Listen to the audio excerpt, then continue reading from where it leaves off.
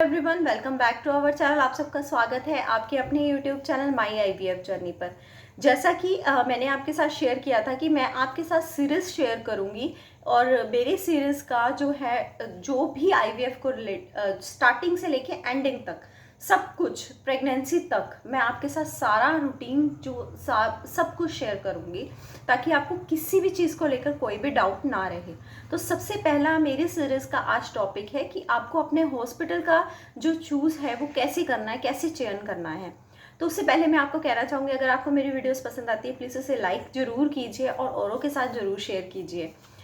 तो देखिए, सबसे पहला जो रहता है पेशेंट का, जितने भी पेशेंट्स होते हैं जब उन्हें आईवीएफ सजेस्ट कर दिया जाता है, जो मुझे आईवीएफ सजेस्ट किया था, मुझे आईवीएफ 5 साल पहले सजेस्ट कर दिया गया था और मैंने 5 साल बाद आईवीएफ करवाया था। तो इन 5 सालों के बीच में मैंने बहुत कुछ आईवीएफ सेंटर्स के देखे हैं, इसीलिए मैं जो कुछ भी मेरे साथ हुआ है वो आज जो पेशेंट जो सब्सक्राइबर्स हैं वो मुझे मैसेज करते हैं, उनके साथ भी जब वैसा होता है तो मैं उनको कैसे समझाऊं मुझे समझ में नहीं आता। तो इसीलिए जो है मेरे साथ भी वो हो चुका है, मैं वो भी आपके साथ शेयर करूंगी।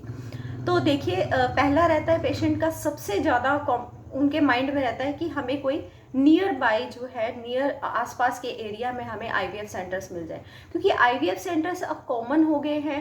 पहले मैंने जहाँ से आईवीएफ जो है जहाँ से मैंने सबसे पहले आईवीएफ के बारे में जो है जानकारी ली थी, वो पहले आईवीएफ नहीं करते थे।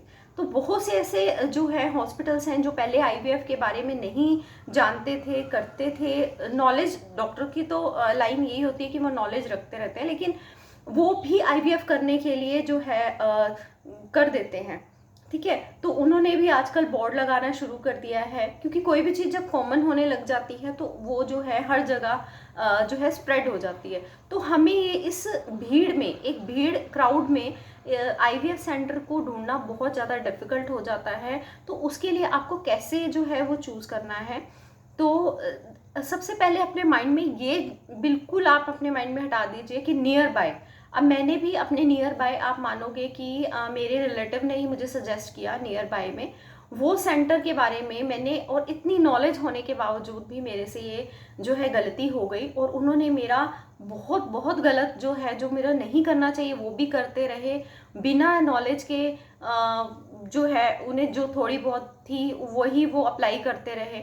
और क्या होता है कि जो छोटे मोटे सेंटर होते हैं वो क्या कहते हैं 2 लाख में हो जाएगा, 1.5 लाख में हो जाएगा, और वो क्या होता है कि फिर कुछ के ऊपर अप्लाई करते हैं जिनकी ज़्यादा प्रॉब्लम्स नहीं होती उनको, तो वो कई बार सक्सेस हो जाता है, 1-2 सक्सेस हो जाते हैं। तो आसपास के जैसे विलेज एरिया की मैं आपको बात करूं तो वो एक दूसरे के साथ डिस्कशन करते हैं, हमने वहाँ से करवाया आप भी वहाँ से करवा लीजिए। तो वो नियर बाय के चक्कर में कि हमें आना जाना ईजी रहेगा, कार से नहीं जाना पड़ेगा, पैसे भी बचेंगे।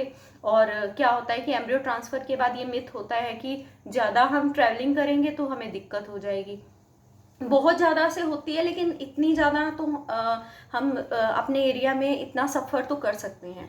और आजकल बहुत सारी टेक्निक्स अवेलेबल हैं, बहुत सारा जो है इतना टाइम नहीं लगता, अगर हमें कहीं दूर भी जाना पड़े तो हम वहाँ रह भी सकते हैं।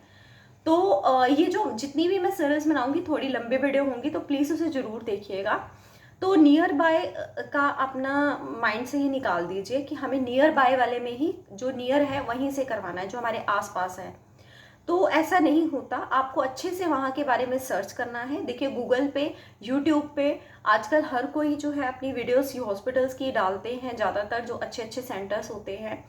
और मैं किसी का नाम तो नहीं लूँगी, अच्छे अच्छे जो सेंटर्स होते हैं वो अपनी वीडियोस डालते हैं, उसे आप देख सकते हो। वहाँ पर जाकर जब आप गूगल वेबसाइट पे जाके उनके चेक करोगे तो हर एक डॉक्टर की क्या क्वालिफिकेशन है, ये जो अच्छे सेंटर्स होते हैं जिनके बारे में मैं बता रही हूँ, जो अच्छे सेंटर्स होंगे, हर एक डॉक्टर की क्वालिफिकेशन बता रखी होती है। वो डॉक्टर को कितना एक्सपीरियंस है ये बता रखा होता है। वहाँ की क्या क्या, वहाँ पे जो है क्या क्या टेक्नोलॉजी अवेलेबल्स है। कुछ ऐसे होते हैं सिर्फ आईवीएफ करते हैं, कहीं पर आईवीएफ के बाद प्रेगनेंसी तक का सारा ट्रीटमेंट होता है, कहीं जो होते हैं वहाँ की लैब के बारे में सब कुछ जानकारी दे रखी होती है। और साथ के साथ वहाँ पर कौन कौन सी टेक्नोलॉजीज है, आईवीएफ है, इसकी है, और ब्लास्टोसिस्ट है, वहाँ पे फ्रीजिंग का क्या है, वहाँ पे अगर स्पर्म्स क्वालिटीज़ नहीं है तो उसका ट्रीटमेंट भी है। आईवीएफ को लेके कौन कौन से टेस्ट किए जाते हैं, ये सब कुछ वहाँ पर जानकारी वो देते हैं। हर एक डॉक्टर के बारे में भी थोड़ा डिस्क्रिप्शन उन्होंने दे रखा होता है। उनका सक्सेस रेट क्या है, उनके जो है उनको कितने वो बेबी जो है अब तक डिलीवर करवा चुके हैं, वो सब कुछ उन्होंने मेंशन किया होता है। तो ये आप चेक कर सकते हैं। ये चेक करने के बाद आपको क्या करना है, वहाँ जो है जो बड़े सेंटर्स होते हैं, अच्छे सेंटर्स होते हैं, उनके एजेंट्स जो जब आप सर्च करते हैं तो ऑटोमेटिकली आपके पास वहाँ के जो है सेंटर्स और एजेंट्स के नंबर जो है आप वहाँ पर फीड हो जाते हैं और आपको कॉल आनी शुरू हो जाती है, या फिर उनके एजेंट्स के नंबर दे रखे होते हैं। ऑनलाइन वहाँ पर आप बुकिंग कर सकते हैं, कहीं फ्री होती है, आप वहाँ पर देख सकते हो जाकर, जो है उनका नंबर होता है, उन नंबर पे कॉल करके आप जो है उनसे बात कर सकते हो, अपॉइंटमेंट फिक्स कर सकते हो। और कभी भी आप जो है आईवीएफ करवाइए तो 1 या 2 डॉक्टर, 2-3 डॉक्टर से आप जो सजेशन लीजिए, हॉस्पिटल वहाँ का देखिए।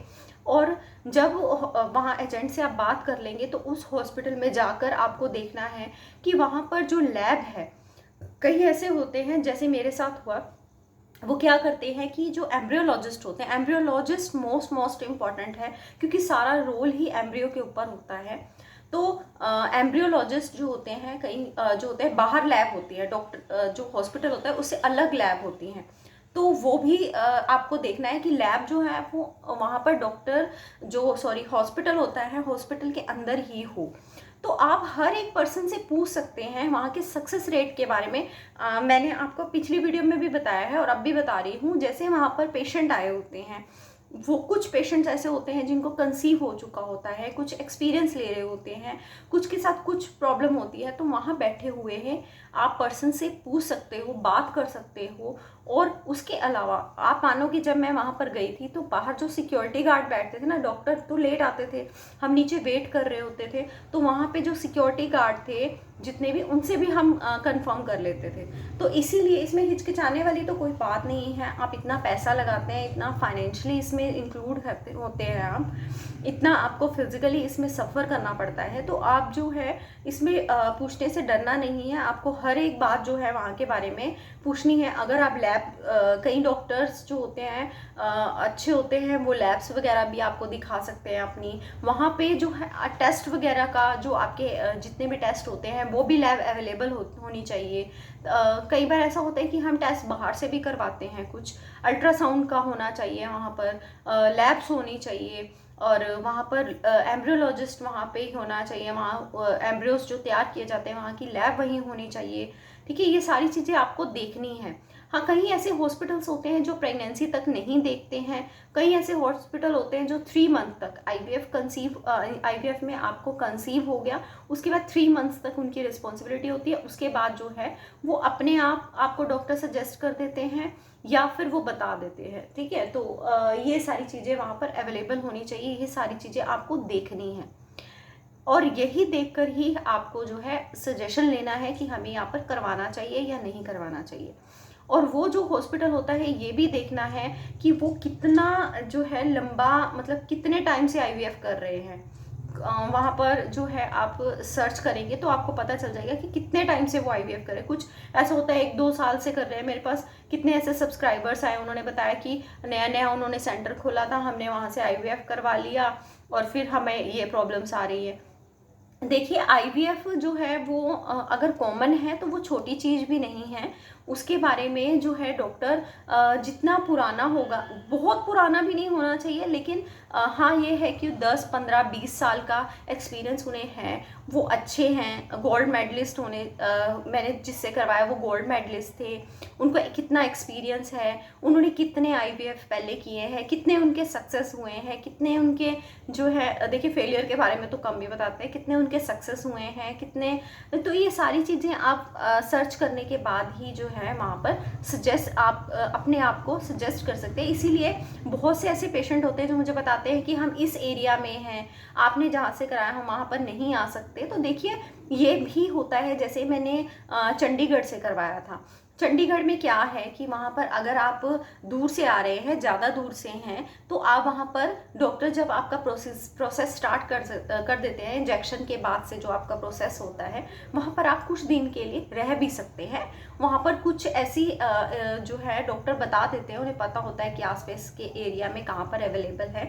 हमने जो है बहुत ये भी सर्च कर लिया था, हमें जबकि ज़रूरत नहीं थी, लेकिन हमने वहाँ पर पीजीआई से भी हमने कंसल्ट कर लिया था कि कहाँ पर जो है, कहाँ रहने की जो है, हम कहाँ पे रह सकते हैं। तो ये सारी चीज़ें आप प्रिपेयर पहले से कर सकते हो, तो आपके लिए आईवीएफ के लिए सक्सेस होने के चांसेस जो है कुछ % जो है बढ़ जाते हैं। हॉस्पिटल का भी इसमें बहुत ज़्यादा रोल होता है, ठीक है। वहाँ के मतलब हॉस्पिटल का ही रोल है सारा, मतलब कहने का मतलब है कि डिपेंड करता है ये भी कि अच्छा हॉस्पिटल होना चाहिए, अच्छा एनवायरनमेंट होना चाहिए।